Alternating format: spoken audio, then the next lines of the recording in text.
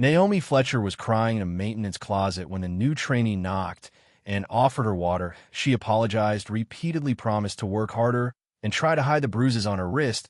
But what she didn't know was that Cameron Walker wasn't really a trainee. He was Caleb Wright, the billionaire CEO who built Wright Retail, and he had just gone undercover to investigate anonymous reports of corruption at his flagship store. And in that moment, watching a terrified janitor apologize for existing, Caleb realized his company had become something he never intended, a prison, and today he was going to find out exactly who turned it into one. Just before we get back to it, I'd love to know where you're watching from today, and if you're enjoying these stories, make sure you're subscribed. The boardroom fell silent when Caleb Wright announced he was taking a month off. 11 board members stared at him across the polished mahogany table, confusion written across their faces. In 15 years, the founder and CEO of Wright Retail Corporation had never taken more than 3 consecutive days away from the company. His billion-dollar empire, built from a single storefront in Baltimore to over 300 locations nationwide, was his entire life. A wellness retreat, Caleb repeated, keeping his voice steady and casual. My doctor insists. Stress management, digital detox, the whole package. Helen Winters, the chief operating officer, frowned. Caleb, we have the quarterly earnings call in 3 weeks. The expansion into the Midwest launch, which is exactly why I need to step back now. Caleb interrupted gently. You've all been telling me for years to take care of myself. Well, here I am, finally listening. The lie tasted bitter on his tongue, but it was necessary. What Caleb couldn't tell them, what he couldn't tell anyone, was that for the past 6 months, anonymous reports had been flooding his private email. Complaints about hostile work environments, unexplained resignations, employees disappearing from payroll without explanation. And every single report mentioned the same phrase: problem managers. Corporate had investigated twice. Both times they'd found nothing. Clean audits, satisfied employees, stellar performance metrics. But the reports kept coming, always from burner emails, always untraceable. The latest one had arrived 3 days ago, and it had been different from the others. It contained a single sentence: your flagship store is eating people alive. Caleb had built Wright Retail on a foundation of dignity and respect. Every employee handbook, every training program, every corporate value statement emphasized treating workers like family.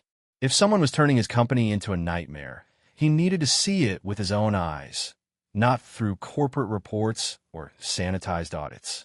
He needed to become invisible.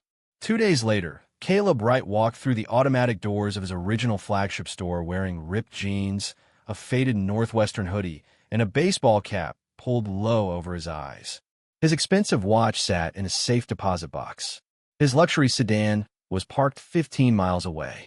He carried a cheap backpack and a fake ID that listed him as Cameron Walker, temporary operations trainee. The store looked exactly as he remembered it. Bright fluorescent lights, wide aisles stocked with merchandise, cheerful music playing overhead. Customer service representatives smiled at shoppers. The checkout lanes moved efficiently. Corporate posters decorated the walls with messages about teamwork, integrity, and the Wright Retail family values. On the surface, everything was perfect. Caleb stood near the entrance for a moment, observing. A mother pushed a cart past him, her toddler reaching for candy displays. 2 teenage employees restocked shelves near the electronics section, chatting quietly. A security guard nodded at customers as they entered. But something felt wrong. It took Caleb several minutes to identify what bothered him. Then he noticed it: the way employees moved when a particular supervisor walked by. How conversations stopped mid-sentence. The way a young cashier's smile vanished the moment a certain manager's voice echoed from across the store. It was subtle, almost invisible, but once he saw it, he couldn't unsee it. Fear. Underneath all the bright lights and cheerful music, his employees were afraid. A woman in a Wright Retail vest approached him. Her name tag read Sharon. She was probably in her 50s, with tired eyes and a professional smile. You must be the new trainee. Cameron, right? Yes, ma'am. Caleb kept his voice neutral, slightly uncertain, the way a new hire might sound. I'll show you around. We're happy to have you join the team. Sharon's words were warm, but her tone was flat, rehearsed. She'd said these exact sentences 1,000 times before. She walked him through receiving, returns, and the break room. Along the way, Caleb met other workers. There was Marcus, a 17-year-old cashier who couldn't hold eye contact for more than 2 seconds. He stammered through their introduction and kept glancing toward the manager's office. There was David, the stock clerk in his early 30s, who had dark circles under his eyes and moved with the exhaustion of someone working double shifts. And there was Patricia, a single mother handling returns, who smiled at customers but had hands that never stopped shaking. "Everyone here is great," Sharon said as they walked. "Management really values teamwork and efficiency." "How long have you worked here?" Caleb asked. 8 years. Her smile didn't reach her eyes. "You must really like it." Sharon's pause was barely noticeable. "It's a good company." That wasn't an answer, but Caleb didn't push. Instead, he asked, "What's management like?" Another pause, longer this time. "They have high standards. They expect excellence." Sharon's voice had gone even flatter. "You'll meet the store manager later. Brent Calloway. He runs a tight ship." The way she said "tight ship" made Caleb's stomach tighten. Before he could ask another question, Sharon gestured toward a hallway. "Let me show you the back storage area. That's where most of the real work happens." They moved through a set of double doors into the warehouse section of the store. Tall shelves lined with overstocked merchandise stretched toward the ceiling. Pallet jacks sat in corners. The fluorescent lights here were harsher, more industrial. The cheerful music from the sales floor didn't reach this far. Sharon was explaining the inventory system when Caleb heard it, a sound that didn't belong. Crying. It was quiet, muffled, coming from somewhere down the supply corridor near the maintenance area. The kind of crying someone does when they're trying desperately not to be heard. Sharon didn't seem to notice, still talking about rotation schedules and shipment procedures. But Caleb had stopped walking. "Excuse me," he said. "I'll catch up in a second." Sharon looked confused but nodded. "Break room is just ahead when you're ready." Caleb moved toward the sound. The supply corridor was narrow, lined with cleaning equipment and maintenance supplies. At the end stood a maintenance closet, its door slightly ajar. The crying came from inside. He approached carefully and knocked gently. "Hello, are you okay?" The crying stopped immediately. For a moment, there was only silence. Then the door opened slowly, revealing a woman in her late 20s or early 30s. She wore the standard Wright retail cleaning uniform, dark blue work pants, a matching shirt, and a yellow apron marked with the janitorial division logo. Latex gloves covered her hands. Her dark skin was beautiful despite the tears, and her natural hair was pulled back into a neat bun. Her eyes were red and swollen. She'd been crying for a while. "I'm fine," she said quickly, wiping her face with the back of her gloved hand. She forced a smile that looked painful. "I'm so sorry. I didn't mean to. I'm fine." A mop bucket sat beside her, the water inside still clean. She hadn't been working. She'd been hiding. "You don't look fine," Caleb said gently. The woman's smile faltered. "I'm just having a bad day. It's nothing." She took a shaky breath. "I should get back to work. I'm sorry for being slow. I promise I'll make up the time." The way she apologized, immediately, excessively, as if she expected punishment, set off alarm bells in Caleb's mind. "You don't need to apologize to me," he said. "I'm just a trainee. I am no ubedi." Still, she grabbed the mop handle with trembling hands. "I shouldn't be back here. I have areas to clean." Caleb studied her face. This wasn't ordinary stress. This was something deeper, something trained. She spoke like someone who'd learned that showing weakness led to consequences. "Wait here for a second," he said. Before she could protest, Caleb walked quickly to the break room and grabbed a bottle of water from the community fridge. When he returned, the woman was still standing in the corridor, looking like she wanted to disappear into the walls. "Here." He held out the water. She stared at it for a moment, then took it with both hands. Her fingers shook slightly. "Thank you. You really didn't have to. Thank you so much. That's very kind." Again, the excessive gratitude. As if a bottle of water was an extraordinary act of generosity rather than basic human decency. "What's your name?" Caleb asked. "Naomi."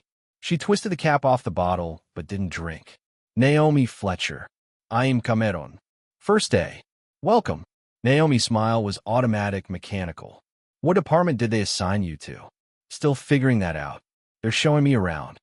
Caleb leaned against the wall, tried to appear casual and non-threatening. "How long have you worked here?" 6 months. "Do you like it?" The question seemed to catch her off guard. She opened her mouth, closed it, then said carefully, "It's a job." From somewhere down the hallway, a male voice called out, "Stock team, I need bodies on the floor now." The voice was loud, aggressive, authoritative. And the moment Naomi heard it, everything about her changed. Her shoulders pulled in, her spine straightened, her eyes dropped to the floor. The water bottle nearly slipped from her hands. The transformation was instant and terrifying. Caleb watched her carefully. "Naomi, I should go." Her voice had gone flat. "They need me on the floor." That guy sounded like he was talking to the stock team, not janitorial. "It doesn't matter." She set the water bottle down on a shelf and picked up her mop. "I need to be visible. I need to be working." The way she said visible sent a chill through Caleb. He'd spent 15 years building a company culture where employees felt valued and safe. This woman was neither. "Did someone do something to you?" he asked quietly. Naomi froze. For just a moment, her mask slipped, and Caleb saw raw fear in her eyes. She started to answer. Her lips parted, her breath caught, but then she stopped herself mid-thought.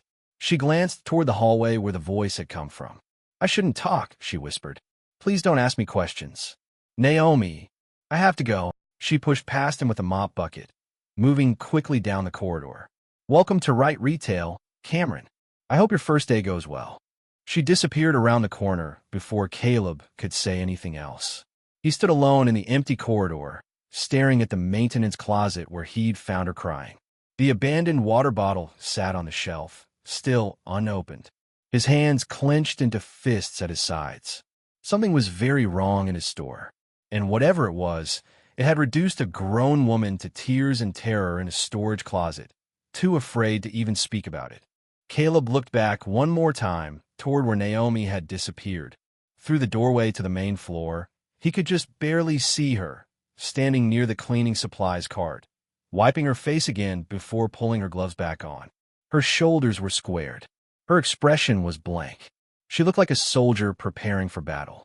In that moment, Caleb made a decision. He hadn't come here to inspect sales figures or evaluate inventory systems. He'd come here to find the truth.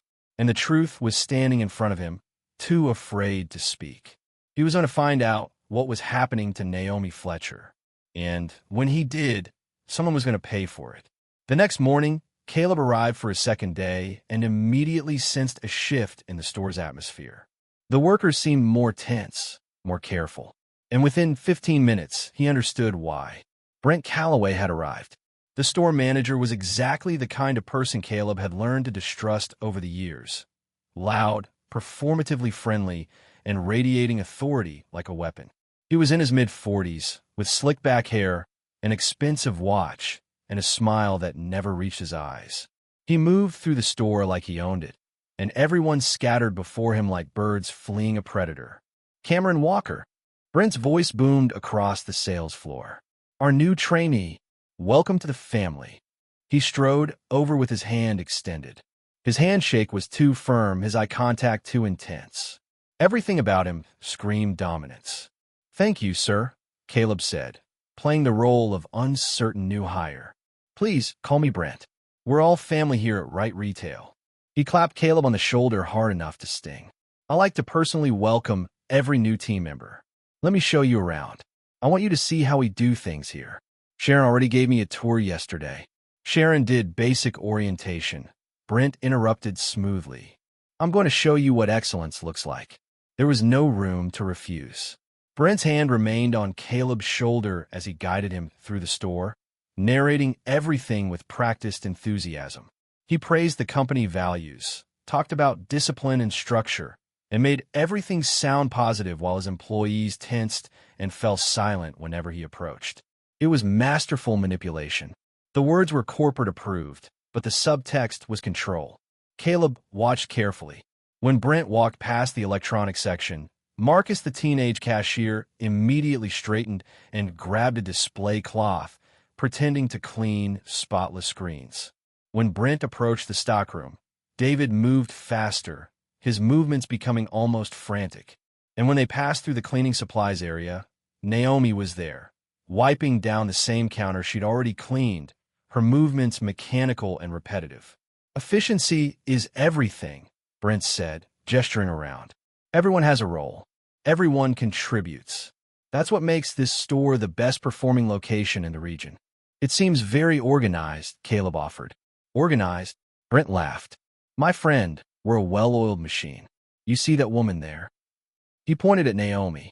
"She understands the importance of thoroughness.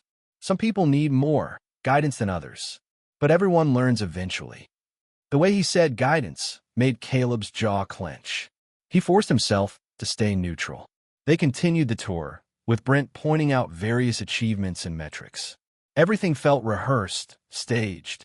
The workers snapped into position when Brent approached, smiled when he looked at them, and relaxed only after he'd moved on. It was like watching a theater production where everyone knew their lines, but nobody wanted to be there. As they walked past the returns desk, Marcus, the teenage cashier, suddenly appeared at Caleb's side. He was carrying a stack of receipt paper, restocking the register supplies. When Brent turned to point out something on the far wall, Marcus quickly slipped something into Caleb's hand. A receipt with writing on the back. Caleb palmed it smoothly, keeping his expression neutral. Marcus walked away without a word, his hands shaking slightly. Brent finished his monologue and checked his expensive watch. "I have a conference call with regional management. But remember, Cameron, my door is always open.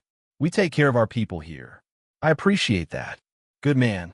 Brent gave him another shoulder clap and walked away toward the management offices. The moment he disappeared, the store seemed to exhale. Conversations resumed. Workers moved with slightly less tension.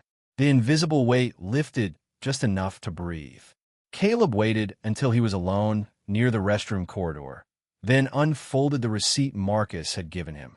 The handwriting was rushed, barely legible. "Don't ask questions." "Not here." Caleb stared at the words for a long moment, then carefully folded the receipt and tucked it into his pocket. A 17-year-old kid was scared enough to risk passing notes to a stranger. That said everything. He spent the rest of the afternoon working where they assigned him, helping with inventory checks, learning the stock system, and observing. He watched Brent interact with other employees. Every conversation followed the same pattern. Public friendliness masking private intimidation. Praise that felt like a threat. Questions that felt like tests.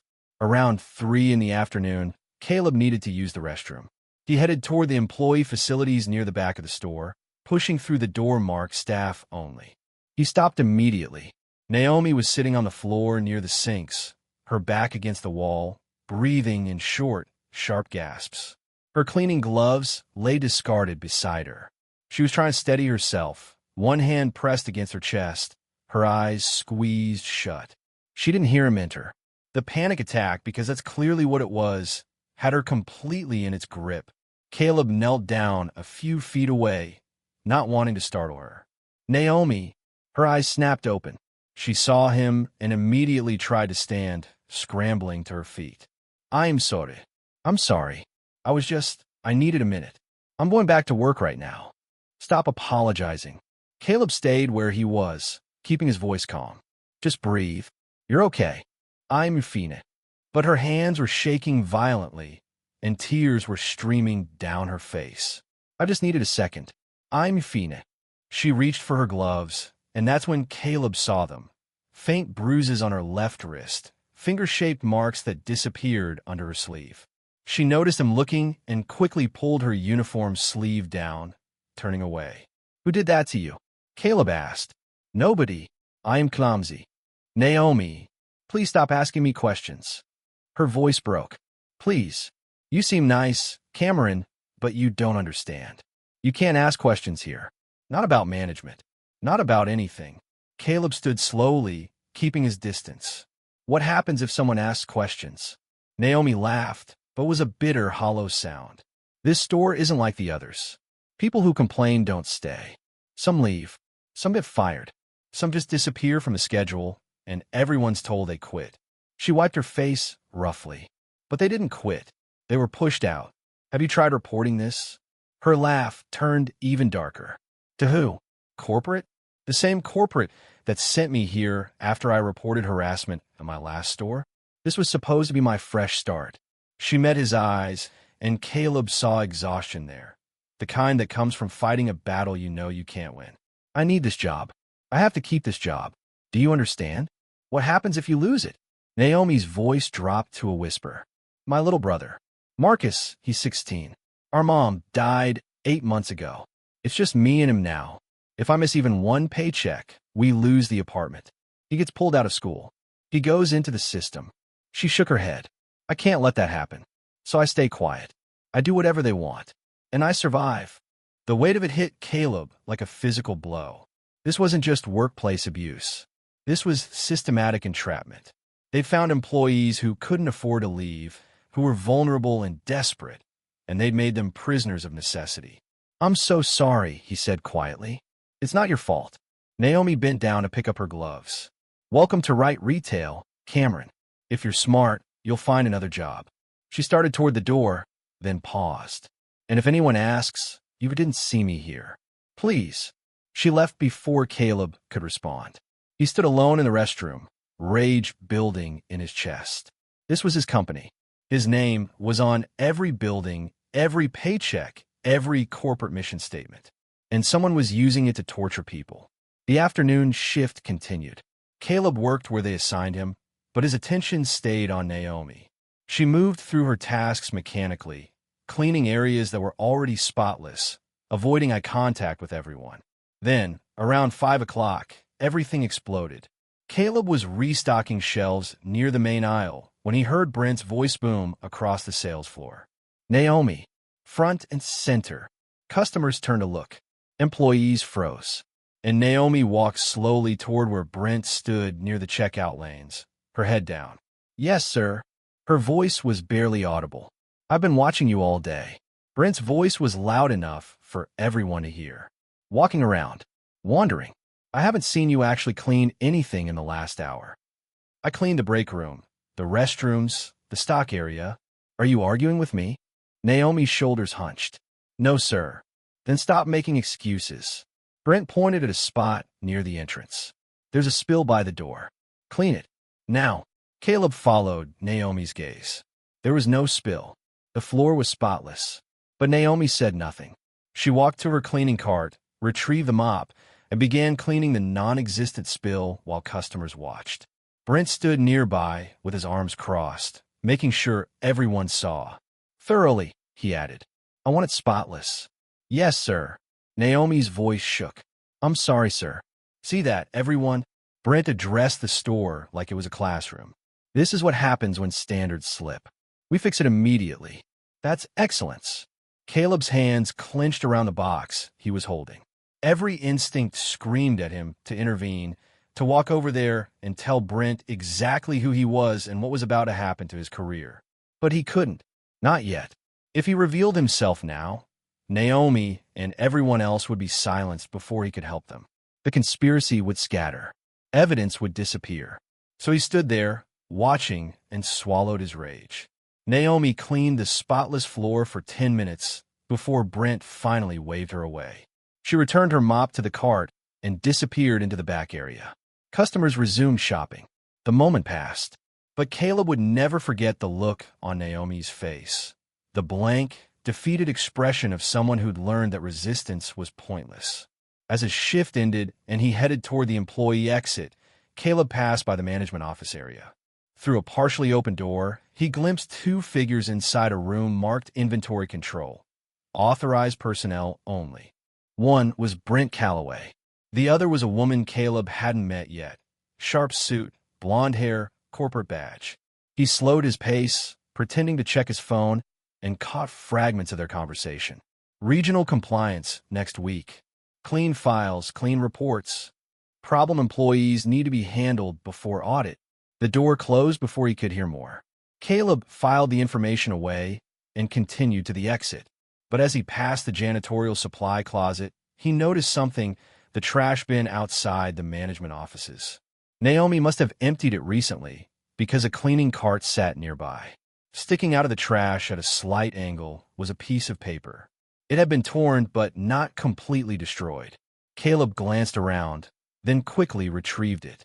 It was a Wright Retail Corporation disciplinary report form. The header was authentic, corporate logo, case number, official formatting. But something about it felt wrong. The signature at the bottom was supposed to be from the regional HR director. Caleb had seen that signature 1,000 times. He'd hired the man himself. This wasn't his signature. It was close, but it was forged. Someone inside his company was creating fake disciplinary documents, manufacturing paper trails, building false records that could be used to justify firings, demotions, or worse. Caleb carefully folded the document and slipped it into his pocket. His hands were steady, but his mind was racing. This wasn't just a bad manager. This wasn't just workplace harassment. This was systematic fraud, orchestrated and hidden, using his company's own infrastructure against its most vulnerable workers. And Naomi was trapped in the middle of it.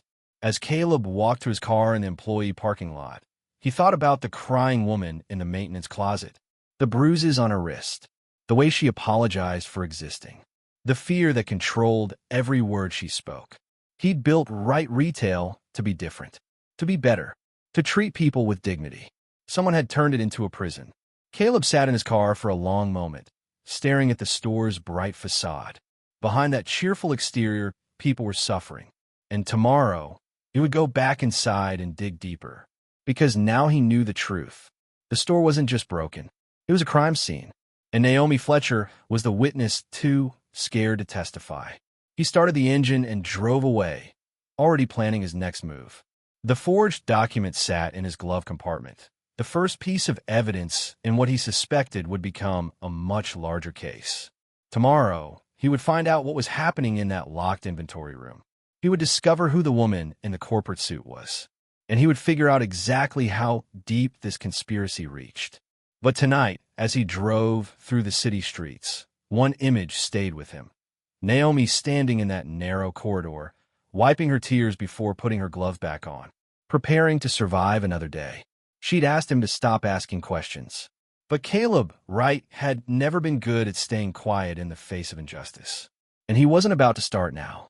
The forged disciplinary report sat on the passenger seat of Caleb's car as he drove to a secure location across town. He'd spent the previous night in a motel room, photographing the document from every angle under proper lighting, capturing the fake signature, the authentic corporate letterhead, and the fabricated violation details. Each image was uploaded to an encrypted cloud server that only he and his personal attorney could access. Now, in the early morning darkness before his third day at the store, Caleb sat in that same car and stared at the photos on his phone. The implications were staggering. Someone had access to official Wright Retail documentation. Someone knew the formatting, the protocols, the signature styles well enough to create convincing forgeries. This wasn't the work of a rogue store manager. This required corporate-level access. He wanted to call his legal team immediately. He wanted to activate every resource at his disposal and burn this operation to the ground. But every instinct told him that moving too quickly would be a mistake. If he revealed himself now, the conspirators would scatter. Evidence would be destroyed. And Naomi, along with who knew how many other employees, would be silenced before they could tell their stories. He needed more. He needed to understand the full scope of what was happening before he struck. Caleb pocketed his phone and headed into the store for another day of invisible observation. The morning started quietly. Brent hadn't arrived yet, and the atmosphere felt marginally less oppressive. Caleb worked alongside David in the stockroom, helping process a delivery shipment. The older man was friendly enough, but guarded, answering questions with short, careful responses that revealed nothing. "You settling in okay?" David asked as they broke down cardboard boxes. "I think so. Still learning the ropes. Best advice I can give you." David lowered his voice, glancing toward the stockroom door. "Keep your head down. Do your work. Don't make waves. That's how you've survived 8 years here." David's hands paused on the box cutter. Who told you I've been here 8 years? Sharon mentioned it yesterday. Sorry was that. No, it's fine. David resumed cutting. Yeah, 8 years. Used to be different, though. Management changed about 2 years ago. Things got stricter. Stricter how? David shot him a look that said the conversation was over. Just keep your head down, Cameron. Trust me. Before Caleb could press further, they heard voices approaching. Brent's loud greeting to someone, followed by a woman's crisp, professional tone. Caleb moved closer to the stockroom entrance, positioning himself where he could see without being obvious. Brent walked past with a blonde woman Caleb had glimpsed the previous day. In daylight, she looked even more corporate, tailored navy suit, designer heels, expensive leather briefcase. Her badge identified her as Lydia Cross, Regional Compliance Officer. She carried herself with the confidence of someone who wielded significant authority. The inventory reconciliation is scheduled for Friday, Lydia was saying. I need all documentation prepared and any discrepancies resolved before the auditors arrive. Everything's clean, Brent assured her. Numbers are tight. Files are organized. We won't have any issues. Good. The last thing we need is regional scrutiny. Corporate is already asking too many questions. They disappeared into the management corridor, their voices fading. David had gone pale. Compliance audit, he muttered. That's never good. Why not? If everything's clean. Nothing's ever really clean, Cameron. You'll learn. David grabbed another box and turned away, clearly done talking. Caleb filed the information away. A compliance officer stationed at a single store was unusual. Regional compliance typically rotated between locations, conducting spot checks rather than maintaining permanent presence. Unless there was a specific reason to keep someone here. Unless something needed constant monitoring and control. Around mid-morning, Caleb finally found Naomi. She was cleaning the employee break room, moving slowly, mechanically. Her eyes were red again, and she kept them fixed on the floor. Morning, Caleb said quietly, not wanting to startle her. She glanced up briefly. Morning, Cameron. You okay? I'm Phoenix. The automatic response, hollow and unconvincing. Caleb moved closer, keeping his voice low. Listen, I know you told me not to ask questions, but I found something yesterday. Something that suggests what's happening here is bigger than just a bad manager. Naomi's hands tightened on the cleaning spray bottle. Please don't. A forged document. Official right retail paperwork with a fake signature. Someone's creating false disciplinary records. She went very still. How do you know it's fake? The signature doesn't match. I've seen enough company documents to know. The lie came easily, close enough to truth to be believable. Naomi set down the spray bottle carefully, her hands shaking. She looked toward the break room door, then back at him. If you're smart, you'll forget you saw that. Forget we had this conversation. I can't do that. Then you're going to get hurt. Her voice cracked. Or worse. Naomi, what happened to you at your last store? You said you reported harassment. I reported my supervisor for inappropriate touching. The words came out flat, rehearsed. Corporate investigated. They said there wasn't enough evidence. They offered me a transfer to this store as a fresh start. Told me I'd be safe here. She laughed bitterly. 3 weeks after I arrived, the harassment started again. Different people, same pattern. When I asked to speak with HR, Brent told me I already had my second chance. If I complained again, I'd be marked as a problem employee. That's illegal. It's also impossible to prove. Naomi picked up the spray bottle again. They're careful, Cameron. Everything happens behind closed doors. Every threat is verbal. Every violation is deniable. And if you try to fight back, suddenly your time card shows violations you never committed. Or merchandise goes missing from areas you were responsible for. Or customer complaints appear with your name on them. Caleb felt rage building in his chest. Have they done that to you? Not yet, but I've seen it happen to others. She paused. There was a guy who worked stock. Jerome Williams. Nice man, mid-30s, had a family. He started asking why his overtime wasn't showing up on his paycheck. Started questioning the numbers. 2 weeks later, security found stolen electronics in his locker. He was arrested, fired, and banned from the premises. Naomi's voice dropped to barely a whisper. I saw Brent plant those items the night before. I was cleaning nearby. He didn't know I was there. You witnessed a crime. I witnessed my future if I ever speak up. She met his eyes directly for the first time. That's how this works. They find your weakness. Mine is my brother, Marcus, and they use it to control you. You stay quiet. You keep your job. You speak up. You lose everything. Before Caleb could respond, footsteps approached. Naomi immediately busied herself wiping down an already clean counter. Lydia Cross appeared in the doorway, her sharp eyes scanning the room. Naomi, correct? Her voice was pleasant but cold. Yes, ma'am. I'll need the management offices cleaned this afternoon. Make sure you're thorough. Mr. Calloway is very particular about his workspace. Of course, ma'am. Lydia's gaze shifted to Caleb. And you're the new trainee, Cameron Walker. Yes, ma'am. How are you finding things so far? Good. Everyone's been very helpful. Excellent. Lydia's smile didn't reach her eyes. We pride ourselves on our training program. Though I hope you understand that some employees, she glanced at Naomi, require more supervision than others. It's important not to let their attitudes influence your own work ethic. The implication was clear. Naomi was being labeled as a problem, and Caleb was being warned not to associate with her. I'll keep that in mind, Caleb said neutrally. Good. Lydia turned to leave, then paused. Oh, and Naomi? I noticed your attendance record shows you left early last Thursday. Care to explain? Naomi's face went pale. I didn't leave early, ma'am. I worked my full shift. That's not what the system shows. Perhaps you forgot to clock out properly? Lydia's tone suggested this wasn't a question. I'll let it slide this time, but do be more careful. We can't have time card irregularities. She left before Naomi could defend herself.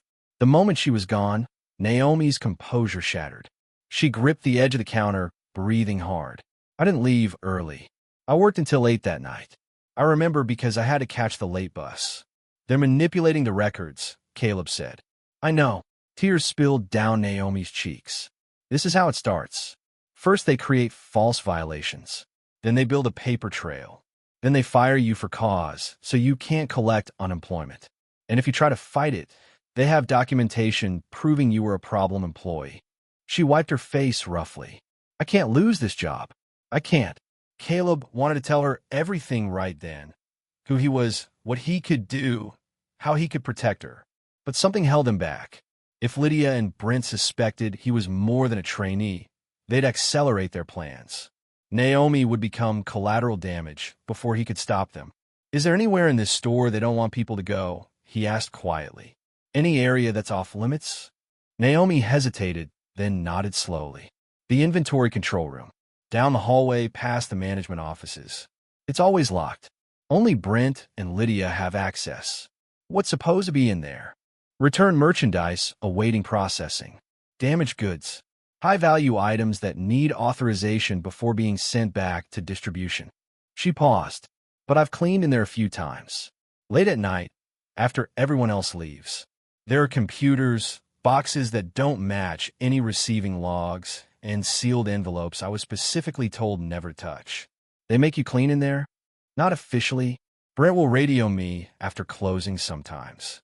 Tell me the room needs immediate attention. I go in, he supervises, I clean quickly, and I leave.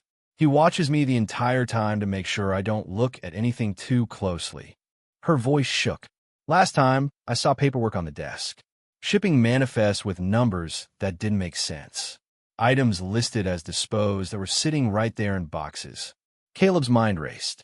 Return merchandise fraud. Inventory manipulation. It was a classic scheme. Steal high-value returns, report them as destroyed or lost, then resell them through unauthorized channels. The profit disappeared into someone's pocket while the company absorbed the losses. When does he usually call you to clean it? Late evening, after the store closes. When it's just me, Brent, Lydia, and maybe one security guard. How do you get in? Brent unlocks it. I'm never allowed to enter alone. Naomi looked at him with frightened eyes. Why are you asking these questions? What are you planning? I'm not planning anything. I'm just trying to understand what's happening here. Understanding won't protect you, Cameron. It'll just make you a target. She grabbed her cleaning supplies. I have to go. Please be careful. These people are dangerous. She left quickly, and Caleb stood alone in the break room, processing everything. The scheme was becoming clearer: systematic fraud, intimidation, fabricated documentation, and a compliance officer who was clearly part of the conspiracy rather than investigating it. But he still needed concrete evidence. Photos of forged documents weren't enough. He needed the operation caught in action. That evening, Caleb volunteered for the closing shift. Most workers left by 7, but a skeleton crew remained to handle final cleaning and overnight restocking. Naomi was part of that crew, along with 2 night stalkers and a security guard Caleb hadn't met before, a younger man named Tyler who seemed nervous and avoided eye contact. Brent and Lydia were both still in the building. Caleb could see office lights glowing in the management corridor. Around 8:30, while Caleb was supposedly organizing the receiving area, he heard Brent's voice over the radio system. "Naomi, come to inventory control. Immediate cleaning needed." Caleb set down his clipboard and moved quietly through the back corridors. The inventory control room was at the end of a hallway, isolated from the main store areas. As he approached, he could see the door standing open, bright light spilling into the darkened hallway. He positioned himself around a corner where he could hear without being seen. Brent's voice carried clearly. "I don't want excuses, Naomi. I want this room spotless in 15 minutes. And I want you to work faster than you've been working lately." "Yes, sir." Naomi's voice was barely audible. "You've been sloppy, distracted. I'm watching you closely now." "I understand, sir." "Do you?" "Because I'm starting to wonder if you're the right fit for this position. Maybe we made a mistake bringing you here." "Please, Mr. Calloway. I need this job. I'll do better." "We'll see." Caleb risked a glance around the corner. Through the open doorway, he could see into the room. It was larger than he'd expected, maybe 20 by 30 feet. Metal shelving units lined the walls, packed with boxes. A desk sat in one corner with 2 computers, both active with spreadsheets visible on the screens. Filing cabinets stood against the back wall, and on the desk, partially obscured by a stack of folders, was an envelope similar to what Naomi had described, thick, sealed, unmarked.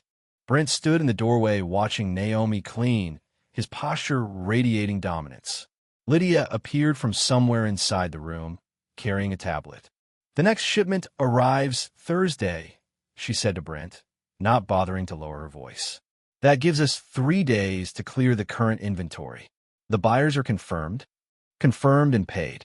They'll pick up at the usual location. And the documentation? Clean.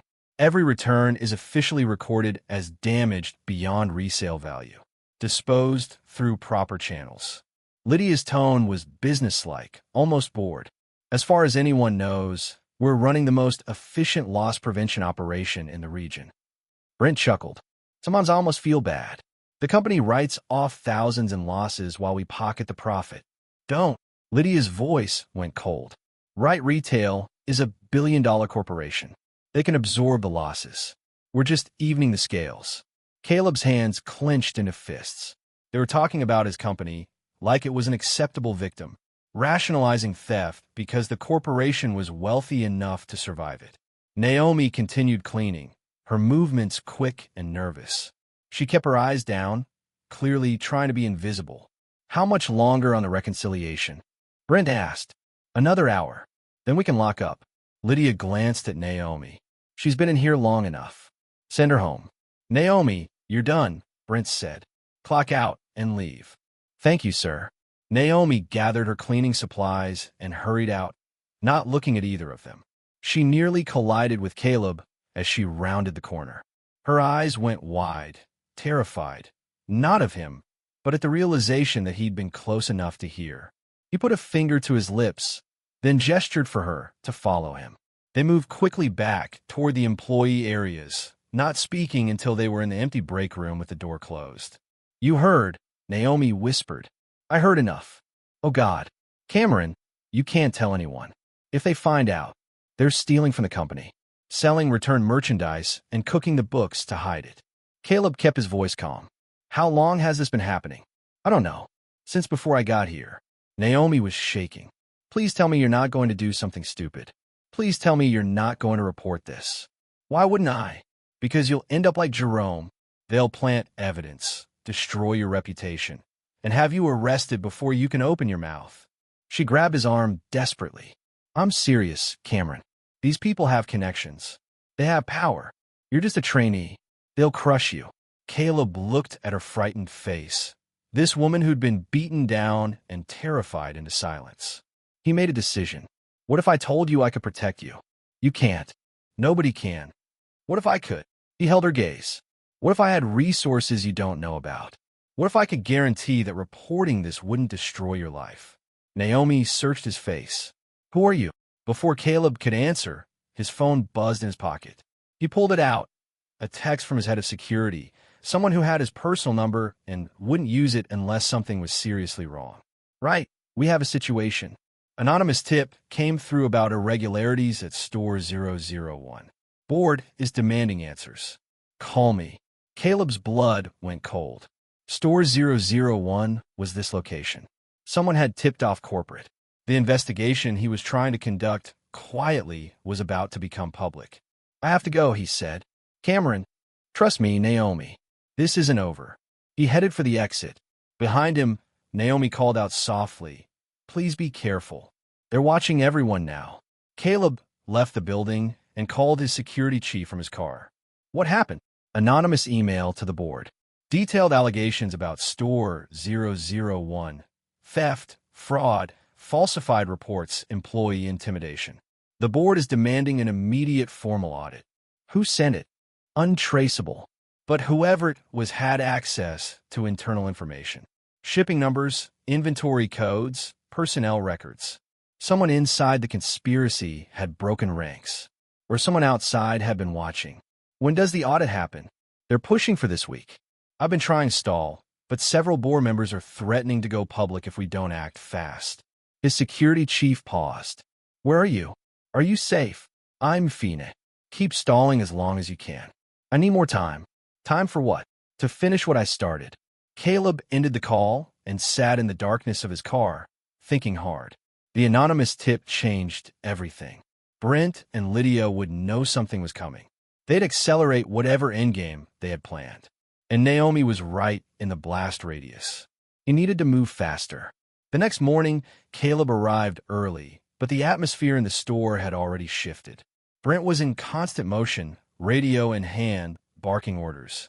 Lydia looked tense, her usual composure slightly cracked. Something had spooked them. Caleb kept his head down and worked his assigned tasks, watching and listening. Around noon, he noticed Naomi wasn't at her usual stations. He checked the break room, the restrooms, the supply closets. Empty. He found Sharon restocking shelves. Have you seen Naomi today? Sharon's face tightened. Schedule change. She got moved to overnight shifts. Starting tonight. What? Management decision. Sharon's voice dropped, and they doubled her workload. She'll be cleaning the entire store alone from midnight to 6 in the morning. Caleb felt ice in his veins. They were isolating her, making her vulnerable. That's not safe. No. Sharon met his eyes. It's not. But if she refuses, they'll fire her for insubordination. Caleb spent the afternoon gathering what information he could. He accessed employee scheduling systems. His fake credentials somehow still worked, and saw the change. Naomi Fletcher, overnight janitorial, solo shift, effective immediately. It was a trap. They were setting her up. That evening, Caleb positioned himself in the parking lot, watching from his car as the day's shift ended and the store emptied. By 11, only a handful of vehicles remained, including Brent's expensive sedan and Lydia's leased Mercedes. At 11:45, Naomi's bus pulled up to the stop across the street. She got off slowly, her cleaning uniform visible under her jacket. She looked exhausted and frightened. Caleb waited until she entered the building, then moved closer. He couldn't go inside. He wasn't scheduled, but he could watch through the windows. The store was dark except for security lighting and the management office glow. Caleb circled to the back of the building, where emergency exits and delivery bays provided different vantage points. Through a high window near receiving, he saw movement. Naomi pushing her cleaning cart, and behind her, at a distance, Brent following. Caleb sans crime de danger. He pulled out his phone and activated a recording app, then used the emergency exit code he'd memorized days earlier. The door opened silently. No alarm in this section due to constant loading dock activity. Inside, the store felt different at night. Flushed, empty, echoing. Caleb moved through the shadows, following the sound of wheels and footsteps. Voices drifted from the direction of the inventory control room. I told you to work faster. Brent's voice, harsh and threatening. I'm doing my best, sir. Naomi sounded terrified. Your best isn't good enough. Maybe you're not cut out for this. Please, Mr. Calloway. I need this position. Then prove you deserve it. Caleb reached the corridor and peered around the corner. Naomi stood outside the inventory control room, cleaning cart beside her. Brent loomed over her, intimidating through sheer physical presence. The door to the room was open behind them. There's been a complaint about you, Brent said casually. A customer said you were rude yesterday. Called you by name specifically. I wasn't rude to anyone. I barely interact with customers. Are you calling the customer a liar? No, sir. But I think there's been a mistake. The mistake was hiring you. Brent's voice went cold. You've been nothing but problems since you arrived. Slow work, bad attitude, and now customer complaints. I think it's time we parted ways. You can't fire me. I haven't done anything wrong. I have documentation saying otherwise. Unless, Brent stepped closer. Unless you're willing to show me you can be more cooperative. The implication in his voice made Caleb's vision go red. He started forward, but Naomi spoke first. I'll work harder. I'll take on extra hours. Whatever you need. Just please don't fire me. That's not what I'm talking about. Brent reached out, and Naomi flinched back. Don't touch me. Wrong answer. Brent grabbed her arm, the same arm Caleb had seen bruised before. Naomi cried out in pain. That's when Caleb stepped into the hallway. Let her go. Brent spun around, his expression shifting from aggression to surprise. What the hell are you doing here? You're not scheduled tonight. I said let her go. Brent released Naomi's arm, but didn't back down. You need to leave. Right now. This is a personnel matter. This is assault. It's discipline. And you're trespassing. Brent pulled out his radio. Security, I need you in the back corridor immediately. Call security, Caleb said calmly. Call whoever you want. Because while you're at it, I'll be calling the police. For what? Teaching an employee about workplace standards. For theft, fraud, falsified documentation, and about a dozen other crimes I have evidence of. The corridor went silent. Brent's face changed. Calculation replacing aggression. You're bluffing. I have photos of forged disciplinary reports. I have recordings of you and Lydia discussing merchandise resale operations. I have witness testimony about planted evidence and intimidation. Caleb pulled out his phone, holding it up, and I've been recording this entire conversation. Naomi stared at him in shock. Cameron, my name isn't Cameron. He kept his eyes on Brent. And you should probably know, this company doesn't belong to you. Brent's face went pale. Who are you? Caleb Wright, CEO and founder. And you're fired. The words hung in the air like a bomb. Brent lunged forward, reaching for Caleb's phone. Caleb sidestepped easily and hit the emergency call button. Alarms shrieked through the building. Within seconds, footsteps pounded toward them. Tyler, the security guard, running with his hand on his radio. Mr. Calloway, what's... Tyler stopped dead when he saw the scene. Call the police, Caleb ordered. This man just assaulted an employee. Don't listen to him. Brent shouted. He's trespassing. Tyler looked between them, confused and frightened. Then his gaze landed on Naomi, standing against the wall holding her arm, tears streaming down her face. Call the police, Tyler said quietly into his radio. We have a situation. Lydia appeared at the end of the hallway, pulled from her office by the alarms. She took in the scene, Caleb, Brent, Naomi, Tyler, and her expression went carefully blank. What's going on? Ask your partner in crime, Caleb said. Or better yet, ask yourself how you're going to explain the unauthorized merchandise operation you've been running out of the inventory control room. Lydia's mask cracked. I don't know what you're talking about. Then you won't mind if I take a look inside. Caleb moved toward the open door.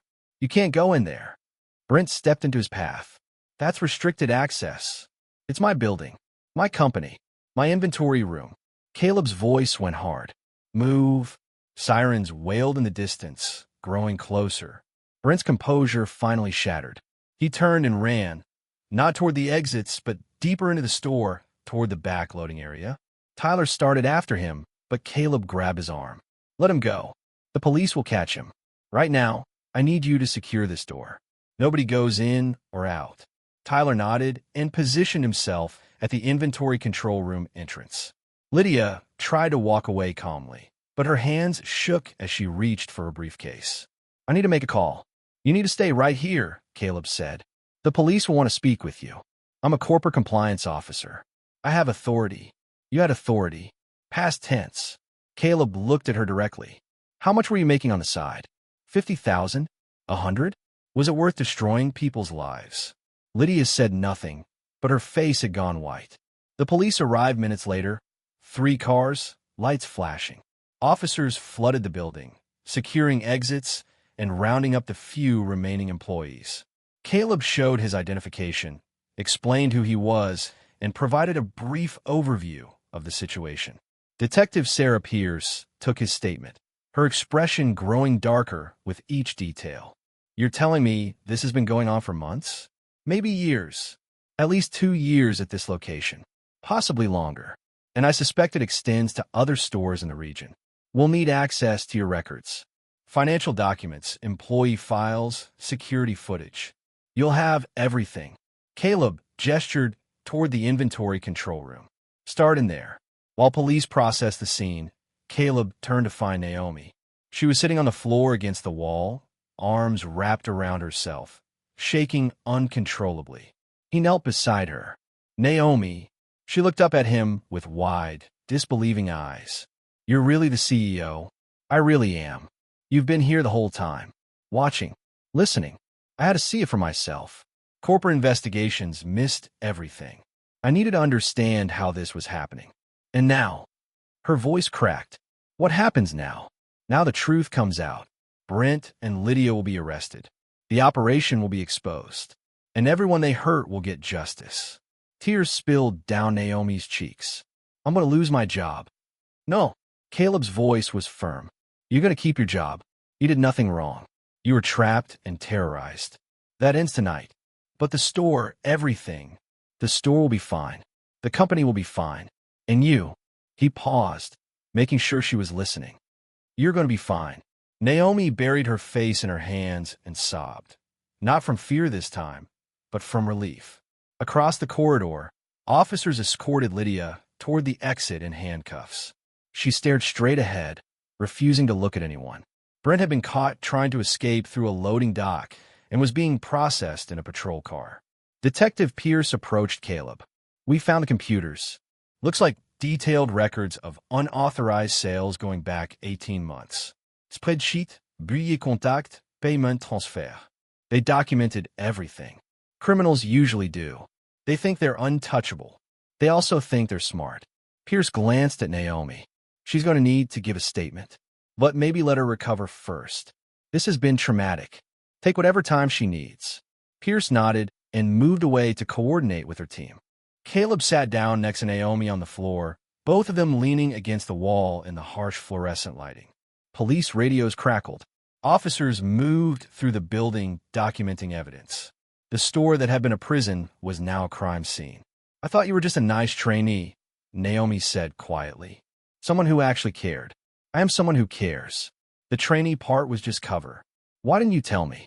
Because if Brent and Lydia suspected who I was, they would have destroyed evidence and disappeared. You would have been blamed. Other employees would have been silenced.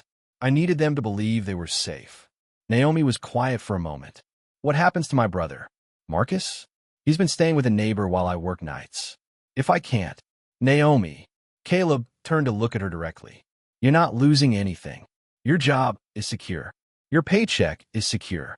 Your brother is secure. Whatever Brent and Lydia threatened you with, none of it was real.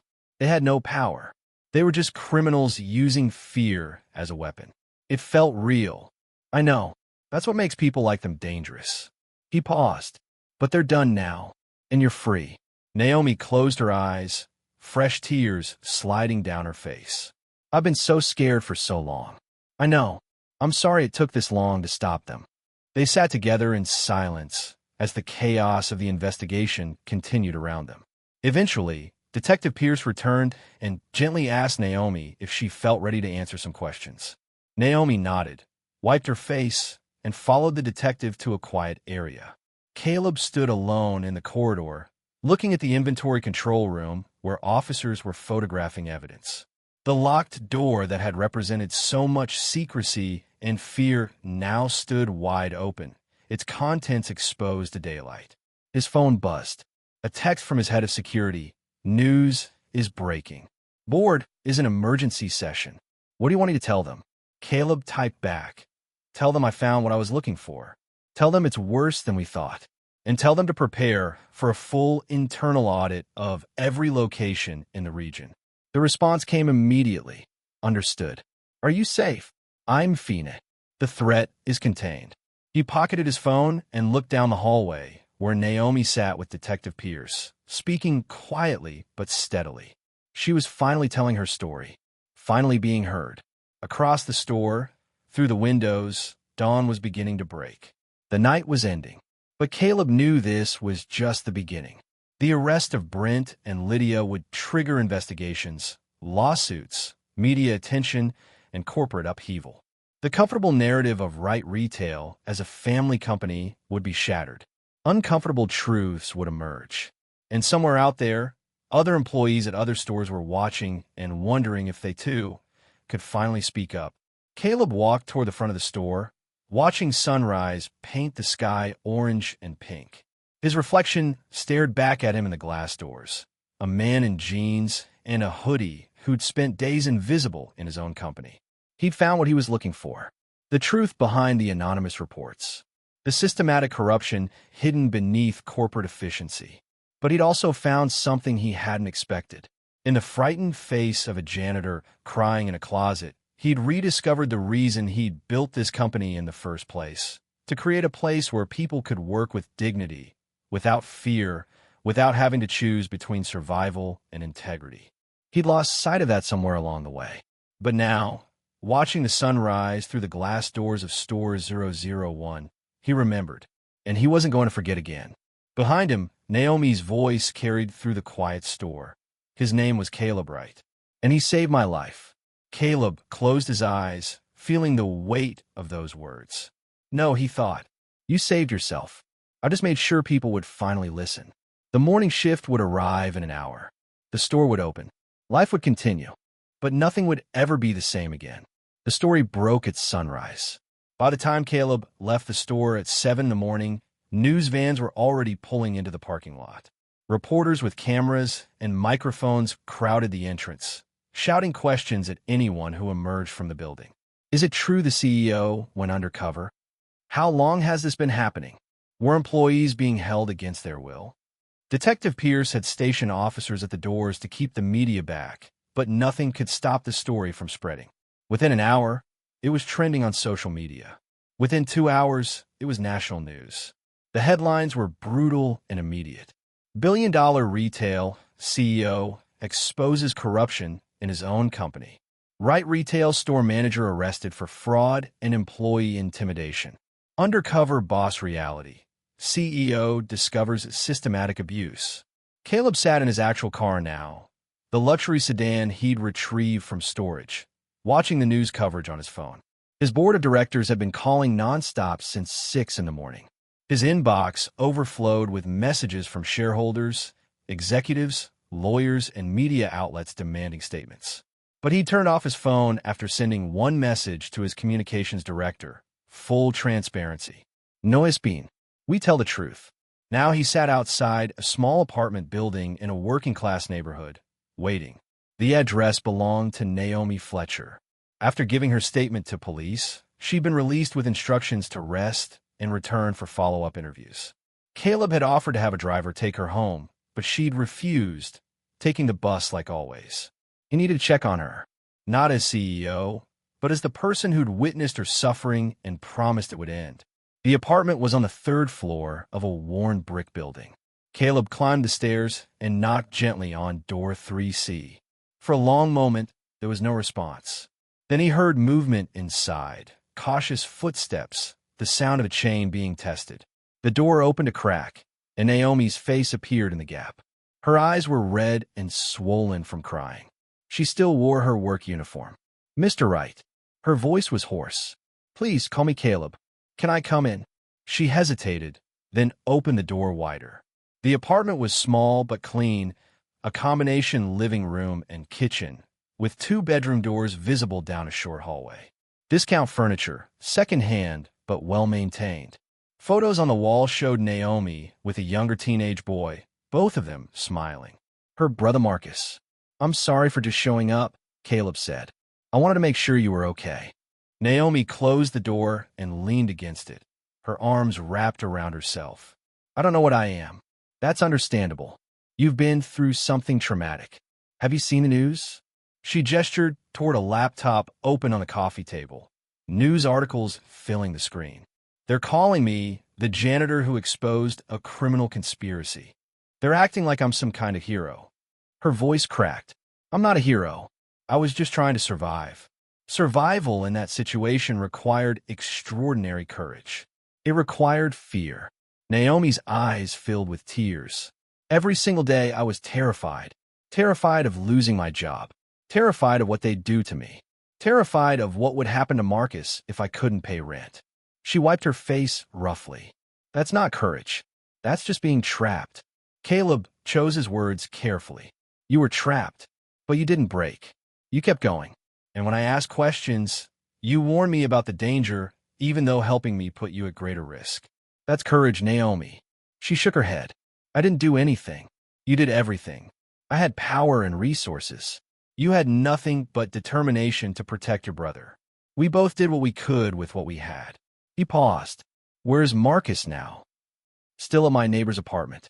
I haven't told him what happened yet. He knows I worked overnight, but he doesn't know about everything else." Naomi's voice dropped. "How do I explain this to a 16-year-old?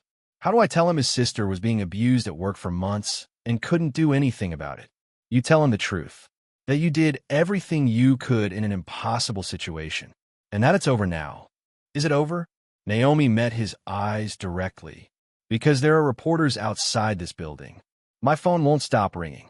Everyone wants to interview the brave janitor who stood up to corruption. But I didn't stand up to anything. I hid in closets and cried. And that image, you crying in that closet, is what started this entire investigation." Caleb moved closer, but maintained a respectful distance. "Naomi, I built Right Retail on the principle that every employee deserves dignity. For months, maybe years, my company failed you. Management failed you. Corporate oversight failed you. I failed you. You didn't even know. I should have known. That's my responsibility as the person running this company." He pulled an envelope from his jacket pocket and set it on the coffee table. "This is the first step toward making it right." Naomi stared at the envelope but didn't touch it. "What is that?" "Compensation. Back pay for the overtime you were never credited for. Hazard pay for the unsafe working conditions.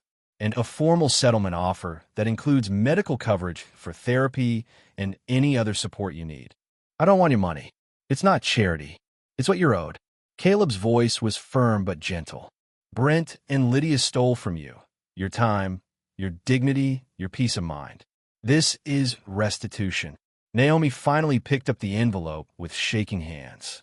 She opened it and pulled out the paperwork inside. Her eyes scanned the numbers, and her face went pale. This is 6 months of my salary. It's what we estimate you're owed, plus compensation for emotional distress. And it's separate from the class action settlement that's being prepared for all affected employees." Class action. "We've identified at least 40 employees across 5 stores who experienced similar treatment. Some are fired on false pretenses. Some resigned under duress. Some are still working in fear, just like you were." Caleb sat down carefully on the edge of the couch. "We're reaching out to all of them, offering settlements, counseling, and the opportunity to tell their stories if they choose to." Naomi set the papers down, overwhelmed. "Why are you doing this?" "Because it's the right thing to do. Because these people work for my company and suffered because I didn't see what was happening soon enough. He paused, and because someone very brave once asked me to stop asking questions, and I realized that silence was exactly what allowed this to happen. Tears spilled down Naomi's cheeks. I don't know what to do. Everyone's calling me. Reporters want interviews. Lawyers want statements. I just want to sleep for a week and pretend this never happened. Then do that. Sleep. Ignore the calls. Take care of yourself. Caleb stood. The legal proceedings will take months. You don't have to face any of it alone or unprepared. I'm assigning you a personal advocate, someone who will help you navigate everything, answer your questions, and protect your interests. I can't afford a lawyer. You're not paying for one. The company is. Consider it part of the settlement. Naomi looked at him with exhausted, grateful eyes. Why do you care so much? You barely know me. Because I saw you crying in a closet, terrified and alone. And I realized that every corporate value statement I'd ever written meant nothing if my own employees felt that way. Caleb moved toward the door, then paused. You don't have to be a hero, Naomi. You don't have to give interviews or make statements. You just have to heal. Everything else is optional. What about work? Do I still have a job? You have a job for as long as you want one. And when you're ready to return, if you're ready to return, it won't be to that store. We're shutting down Store 001 for a complete restructuring. Every employee is being reassigned or offered severance packages. Naomi's breath caught. You're closing the store? Temporarily, until we can ensure it's a safe workplace. Until we can rebuild trust. He opened the door. Rest, Naomi. Someone will contact you tomorrow about the advocacy services. Until then, focus on your brother and yourself. He left before she could respond, closing the door gently behind him. Outside, the morning sun was climbing higher, and the city was waking up to the biggest corporate scandal in recent memory. Caleb's phone was still off, but he knew what awaited him. Emergency board meetings, shareholder lawsuits, federal investigations, and the complete dismantling of his company's public image. But for the first time in months, he felt like he was doing the right thing. 3 weeks later, the preliminary hearing began. The courtroom was packed. Journalists, former employees, corporate lawyers, and curious spectators filled every available seat. Brent Calloway and Lydia Cross sat at the defense table with their attorneys, both of them wearing expensive suits and carefully neutral expressions. They'd been released on bail after their arrests, but the evidence against them was overwhelming.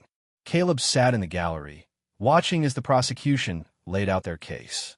Financial records showing unauthorized merchandise sales totaling over $800,000. Falsified inventory reports. Forged disciplinary documents.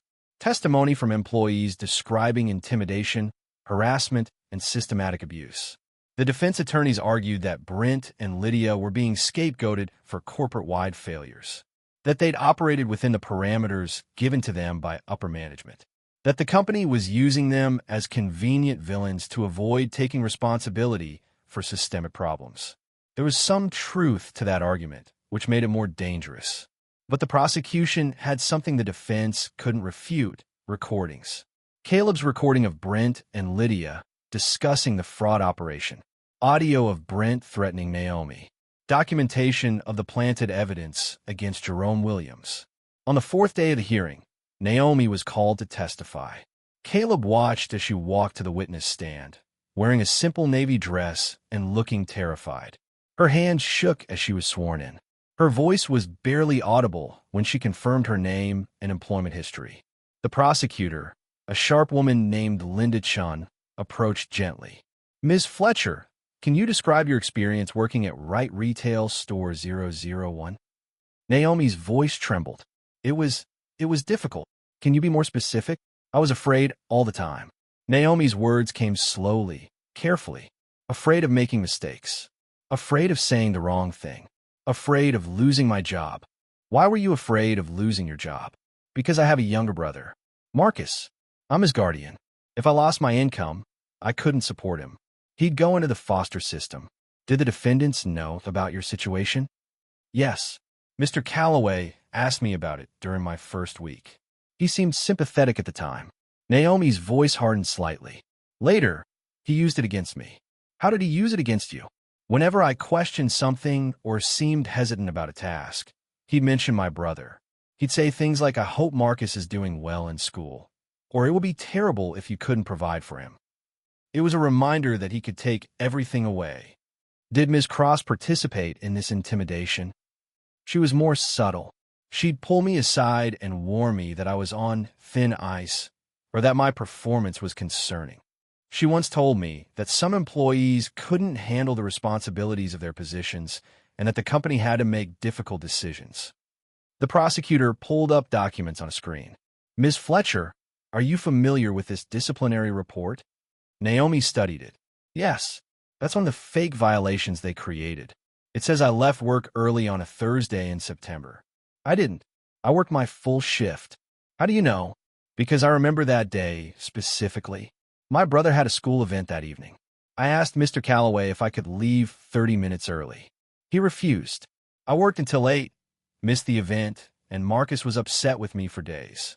Her voice broke. I sacrificed time with my brother to keep that job, and they still falsified records claiming I'd abandoned my shift. The defense attorney objected, claiming speculation. The judge allowed the testimony to stand given the physical evidence of time card manipulation. Linda Chun continued. Ms. Fletcher, the night of November 14th, can you describe what happened? This was the hardest part. Naomi took a shaky breath. I was working the overnight shift. Alone. Mr. Calloway was still in the building. He called me to the inventory control room and told me to clean it. She paused, gathering courage. While I was working, he told me there had been a customer complaint about me, that I was going to be fired unless I proved I could be more cooperative. What did you understand that to mean? That he wanted something from me that had nothing to do with work. Naomi's voice was steady now, anger replacing fear. He grabbed my arm, the same arm he'd grabbed before, so he knew it would hurt. I told him not to touch me. He said I'd given him the wrong answer. The courtroom was silent. What happened next? Mr. Wright appeared. He ordered Mr. Calloway to let me go. He revealed who he really was, and he called the police. Before Mr. Wright revealed his identity, did you know who he was? No. I thought he was a trainee named Cameron Walker. He'd been kind to me. He asked questions and seemed to care. But I didn't know he was the CEO until that night. The defense attorney stood for cross-examination. He was older, gray-haired, with a practiced, sympathetic expression. Ms. Fletcher, you mentioned being afraid. But you never filed a formal complaint with HR, did you? No. You never reported Mr. Calloway's behavior to corporate? No. You never sought help from any supervisors or managers? No. Why not? Naomi's voice went quiet. Because I'd done that in my previous store? I reported harassment. Corporate investigated. They said there wasn't enough evidence. They transferred me to store 001 and told me it was a fresh start. She looked at the defense attorney directly. Within a month of arriving, the harassment started again. I learned that reporting problems doesn't solve them. It just makes you a target. But isn't it possible you misinterpreted Mr. Calloway's actions? That what you perceived as threats were simply firm management? He grabbed me hard enough to leave bruises. Multiple times. He threatened my job unless I cooperated with his demands. He falsified records to justify firing me. Naomi's voice rose slightly. That's not firm management. That's abuse. You mentioned recordings. Did you make these recordings? No. Mr. Wright made them. So you have no independent evidence of these alleged threats? The prosecutor objected. Your Honor, we have photographic evidence of injuries, testimony from multiple employees describing similar treatment, and financial records proving fraud. The defense is badgering the witness. The judge sustained the objection. The defense attorney sat down, looking frustrated. After Naomi's testimony, other employees took the stand. David, the exhausted stock clerk, described being forced to work unpaid overtime under threat of termination. Sharon testified about witnessing employees being fired on false accusations. Marcus, the teenage cashier, explained how Brent had threatened to report him to truancy officers if he didn't work extra shifts. Each testimony painted the same picture: a workplace ruled by fear, where vulnerable employees were exploited and silenced. On the final day of the preliminary hearing, Caleb himself took the stand. The prosecutor asked him to explain why he'd gone undercover rather than conducting a traditional investigation. "I'd received anonymous reports for months," Caleb explained. "Every time I sent corporate investigators, they found nothing. Clean audits, satisfied employees, perfect records. I realized the system was being gamed. So I removed myself from the system entirely." "What did you discover?" "That my company was being used as a criminal enterprise. That managers were running fraud operations under the cover of legitimate business. And that employees were being trapped through economic necessity and intimidation." He paused. "I also discovered that corporate oversight had completely failed. The safeguards I'd put in place weren't working. Fear had created silence, and silence had allowed abuse to flourish." "Do you believe you're responsible for what happened at Store 001? "Yes." Caleb's voice was firm. "I'm responsible for every employee who works for Right Retail. When they suffer, that's my failure. When systems I created are used to hurt people, that's my failure. I can't undo what happened, but I can ensure it never happens again." The defense tried to paint Caleb's undercover operation as entrapment or as an invasion of employee privacy. But the evidence was too strong. Financial records, recordings, testimony from dozens of employees. The case against Brent and Lydia was overwhelming. The judge scheduled the trial for 6 months later and denied the defense's request to dismiss the charges. Outside the courthouse, Naomi stood on the steps, surrounded by reporters. Caleb had offered to shield her from the media, but she'd chosen to make a statement. "For months, I was too afraid to speak," she said quietly, cameras recording every word. "I was afraid of losing my job, afraid of not being able to care for my brother, afraid that no one would believe me." She paused, gathering strength. "But I'm not afraid anymore, because I've learned that silence protects abusers and punishes victims. And I refuse to be silent." Reporters shouted questions, but Naomi simply turned and walked away, her head held high. Caleb watched from a distance, feeling something shift in his chest. She'd been crying in a closet just weeks ago, too terrified to even speak. Now she was standing in front of cameras, telling her truth to the world. That was the real victory.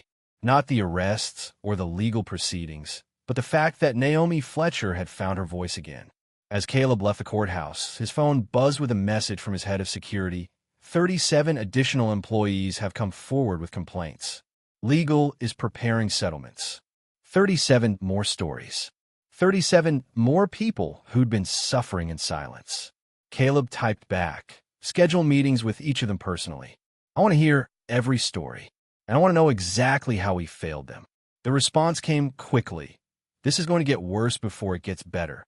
Caleb looked back at the courthouse, where Naomi had just spoken her truth to the world. "I know," he typed, "but we're finally doing the right thing. That's what matters." He put his phone away and walked toward his car, knowing that the hardest work was still ahead. The trial would be brutal. The media attention would be unrelenting. His company's reputation would take years to rebuild. But somewhere in that courthouse, Naomi Fletcher had reclaimed her dignity. And that made everything else worth it. The journey from victim to survivor had begun, and Caleb would make sure she didn't walk it alone. 6 months passed like a storm, intense, exhausting, and transformative. The trial of Brent Calloway and Lydia Cross became a national spectacle. Every major news outlet covered the proceedings. Legal analysts debated corporate responsibility on cable news. Social media exploded with hashtags about workplace abuse and employee rights. Right Retail's stock initially plummeted, then stabilized as Caleb's transparency and accountability measures became public. But none of the external noise mattered as much as what happened inside that courtroom. The prosecution presented a devastating case. Financial forensics revealed that Brent and Lydia had orchestrated the fraud operation for nearly 3 years, stealing over $800,000 through unauthorized resale of returned merchandise. They created an entire shadow accounting system, complete with fake vendors, forged signatures, and falsified loss reports. More damning were the personal testimonies. 43 employees, not 37, as initially reported, came forward with stories of intimidation, harassment, fabricated violations, and systematic abuse. Each story followed the same pattern. Vulnerable workers trapped by economic necessity, exploited by managers who wielded job security like a weapon. Jerome Williams, the man who'd been fired on planted theft charges, testified via video from across the country. He'd moved his family to another state after the incident, too traumatized to remain.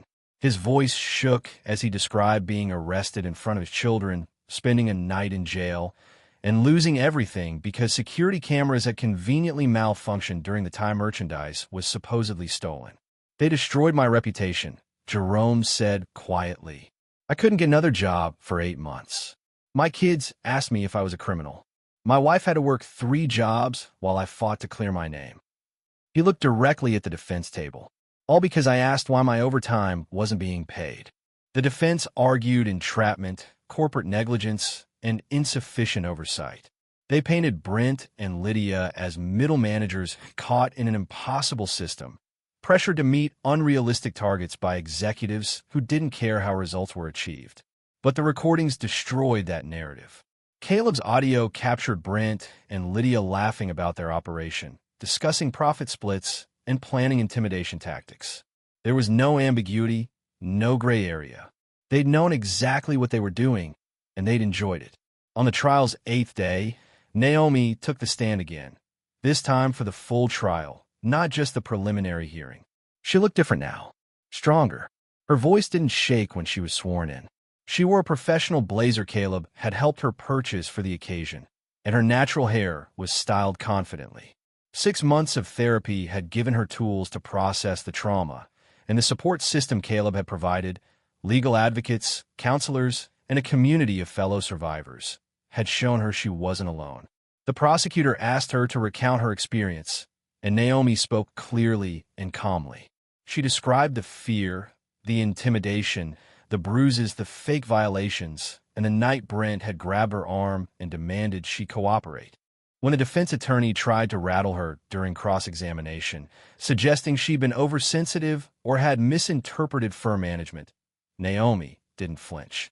I know the difference between firm management and abuse, she said steadily. Firm management involves clear expectations, constructive feedback, and opportunities to improve. What I experienced was harassment, intimidation, and assault. Those aren't management techniques. They're crimes. The courtroom was silent. The defense attorney pressed harder. But you benefited from this situation, didn't you? You received a substantial settlement from Right Retail. You've been featured in national media. Some might say you had motivation to exaggerate. Objection. The prosecutor was on her feet.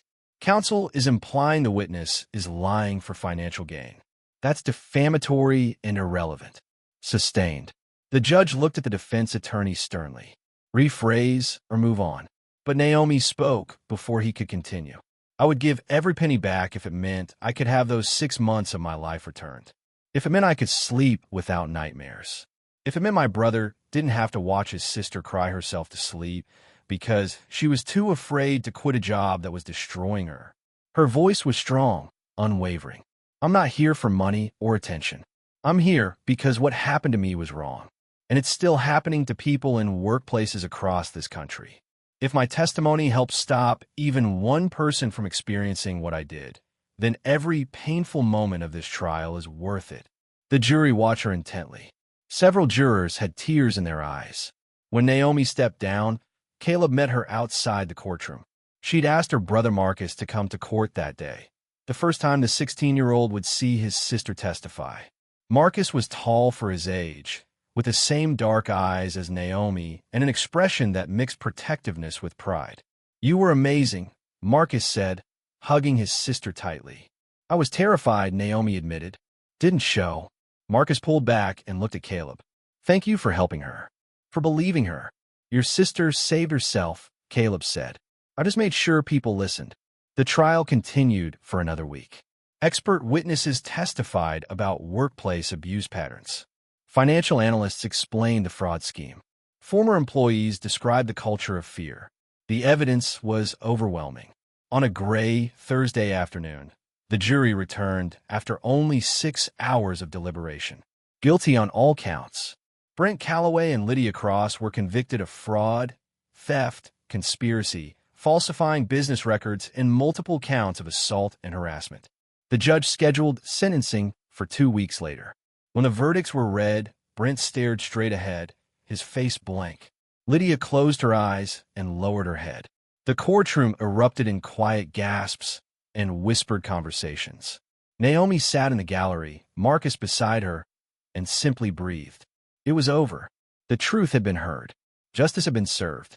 Outside, reporters swarmed. But Naomi didn't speak to them this time. She'd said everything she needed to say on the stand.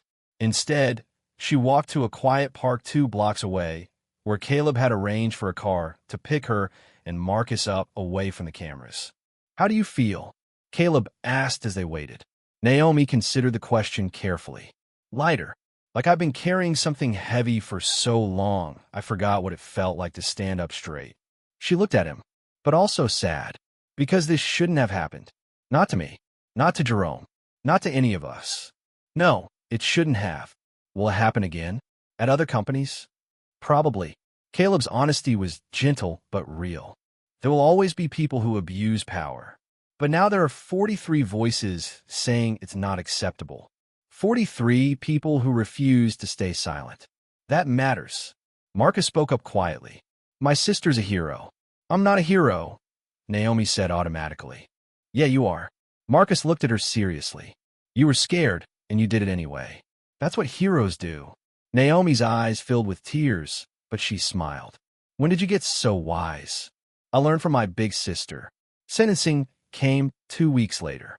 Brent Calloway received 8 years in federal prison. Lydia Cross received 6 years. Both were ordered to pay full restitution, every dollar they'd stolen, plus penalties. Civil lawsuits from the 43 employees would continue separately, but the criminal justice had concluded.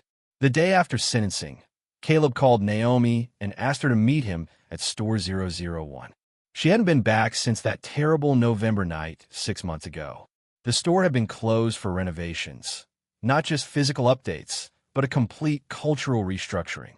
New management had been hired. Anonymous reporting systems had been installed. Employee advocates now had offices on site. Every single policy had been reviewed and rewritten with input from workers. When Naomi arrived, she found Caleb standing outside the entrance. The store looked different in daylight, less threatening somehow. The same building, but transformed by intention and accountability. "Why did you ask me to come here?" Naomi asked. "Because I have a question for you." Caleb gestured toward the building. 6 months ago, I offered you an education path and a position in internal compliance. You said you'd think about it. I'm asking again." Naomi looked at the store, then back at him.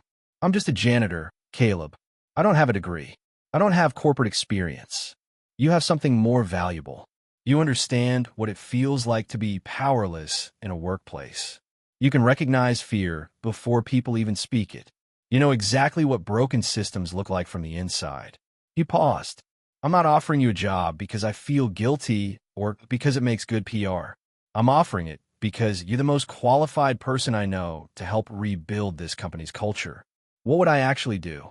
"Listen to employees. Visit stores. Identify problems before they become crises. You'd work with our ethics team, report directly to me, and have authority to investigate any workplace concerns." Caleb met her eyes directly. "You'd be the person you needed 6 months ago, the one who actually had power to change things." Naomi was quiet for a long moment, processing.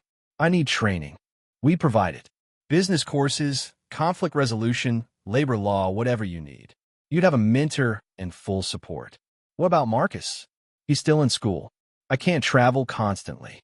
You'd be based here locally, visiting regional stores once a month. And the salary would let you afford better childcare when needed." Caleb pulled out a folder. "This is the formal offer. Take your time. Read it. Discuss it with Marcus. No pressure." Naomi took the folder, but didn't open it. Instead, she looked at the store entrance. "Can we go inside?" "Of course." They walked through the doors together. The interior was bright and clean, just as it had always been, but subtle changes were everywhere. Employee suggestion boxes had been replaced with private reporting tablets. Break rooms had been expanded with comfortable furniture. Lockers had been reinforced with better locks.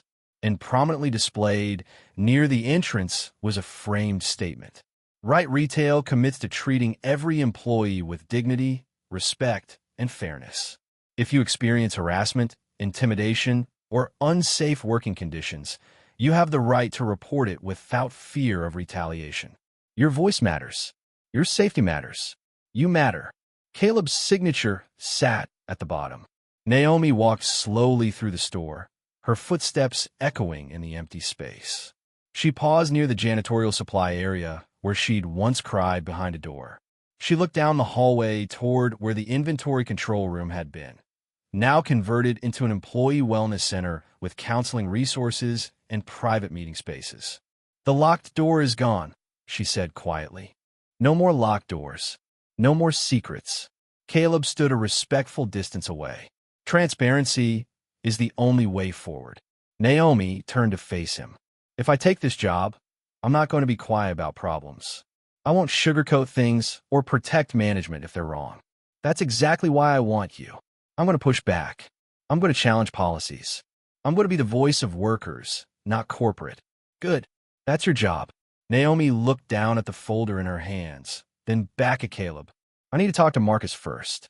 "But—" She paused, and a small smile appeared. "I think my answer is yes. Take your time. There's no rush. When would I start?" "Whenever you're ready. Next week. Next month. It's your choice." Naomi nodded slowly, emotions swirling across her face. 6 months ago, I was crying in a closet because I thought I'd never escape this place.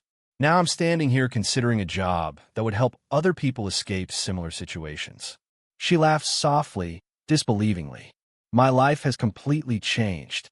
"You changed it," Caleb said gently. "You chose to survive. You chose to speak. You chose to reclaim your power. I just clear the obstacles." They walked together back toward the entrance.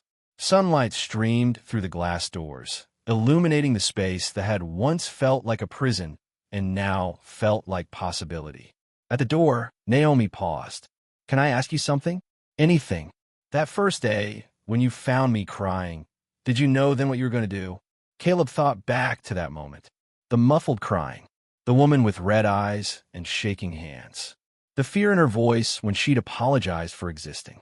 "I knew something was very wrong, and I knew I couldn't leave until I understood what it was." He met her eyes. "But I didn't know I'd find someone as brave as you." That changed everything. Naomi's eyes filled with tears, but they were different tears now. Not despair, but recognition. "Thank you for not walking away. Thank you for not giving up." They stood together in the doorway, the store empty and quiet behind them. Outside, life continued. Cars in the parking lot, people walking past, the ordinary flow of an ordinary day. But nothing about this moment felt ordinary. "I'll talk to Marcus tonight," Naomi said, "and I'll call you tomorrow with my answer. I'll be waiting." Naomi walked to her car, not a bus this time, but a used sedan she'd purchased with part of her settlement. Marcus was waiting in the passenger seat, scrolling through his phone. When he saw his sister, he looked up and smiled. Caleb watched them drive away, then turned back to look at Store 001, the flagship location that had started his empire, the place where everything had gone so wrong. And now, hopefully, the place where things would begin to go right. His phone buzzed. A text from his head of communications. "Documentary crew wants final interview. They're calling it The Janitor and the CEO, a story of courage and accountability. Filming next week. You in?" Caleb typed back. "Only if Naomi agrees to participate. Her story, her choice." The response came quickly. She already said yes. She wants to help other people recognize workplace abuse. Caleb smiled and pocketed his phone.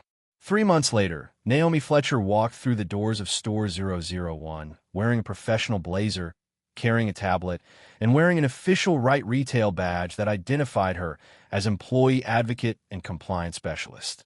It was her first day in her new role. Marcus had been thrilled when she'd accepted the position, proud of his sister for turning trauma into purpose. The training had been intensive, 8 weeks of courses, workshops, and mentorship. Naomi had absorbed everything, driven by the memory of what she'd survived and the determination to prevent others from experiencing the same. Now she stood in the store that had once been her nightmare, preparing to inspect it through entirely new eyes. The manager, a woman named Patricia Richardson, carefully vetted and trained in the new protocols, greeted her warmly. "Ms. Fletcher, welcome. We're ready for your inspection. Please call me Naomi." She pulled up her checklist. "Let's start with the break rooms. I want to talk to employees privately, understand how they're really feeling." "Of course, whatever you need." They walked through the store together, and Naomi felt something shift inside her. She passed the supply corridor where she'd once hidden and cried. But she didn't stop walking, didn't look away. The space no longer held power over her. She was here by choice now, not as a victim, but as someone with authority to create change. Throughout the day, Naomi spoke with employees, cashiers, stockers, cleaners, and supervisors. She asked about their experiences, their concerns, their hopes. Some were guarded at first and used to management actually listening. But Naomi's genuine empathy and her own story, which had been widely publicized through the trial and documentary, created trust. "I was where you are," she told a nervous young woman working returns. "I understand being afraid to speak up. That's exactly why I'm here, to make sure you don't have to be afraid." By the end of her first week, Naomi had identified 3 areas needing improvement, discovered 2 employees experiencing harassment from customers who'd learned their management wasn't intervening, and recommended policy changes that would be implemented within days. She was good at this work. More than good, she was exceptional, because she understood it from the inside, because she carried the weight of what silence had cost her and 42 others. One evening, as Naomi was leaving the store after a long day, she found Caleb waiting in the parking lot. "Surprise inspection?" she asked, smiling. "Checking in on my newest hire. How's it going?" "It's hard. Every time I talk to someone who's scared, I see myself 6 months ago. Every time someone tells me about a manager who makes them uncomfortable, I feel that same trapped feeling." She paused. "But then I remember I have power now. I can actually help. And that makes it worth it. You're doing incredible work." The feedback from employees has been overwhelmingly positive. "Good." Naomi looked back at the store. "I'm going to make sure no one ever cries in a closet here again, or anywhere in this company." "I believe you." They stood together in the quiet parking lot as evening descended. The documentary about their story would air in 2 weeks. The trial verdicts had brought national attention to workplace abuse. Changes were rippling through the retail industry as other companies scrambled to avoid similar scandals. But the real change was standing right here. A woman who'd survived, spoken up, and transformed her trauma into purpose. "Can I tell you something?" Naomi said quietly. "Always. 6 months ago, I wished I could disappear. I felt worthless, powerless, invisible." She turned to look at Caleb. "Now I feel like I finally matter. Like my voice actually means something." "Your voice always mattered, Naomi. The world just wasn't listening yet." "Well, they're listening now." As Naomi drove home to Marcus, who'd already texted asking what she wanted for dinner, she caught her reflection in the rearview mirror. The face looking back at her was different from the one that had cried in closets and apologized for existing. This face was strong, determined, free.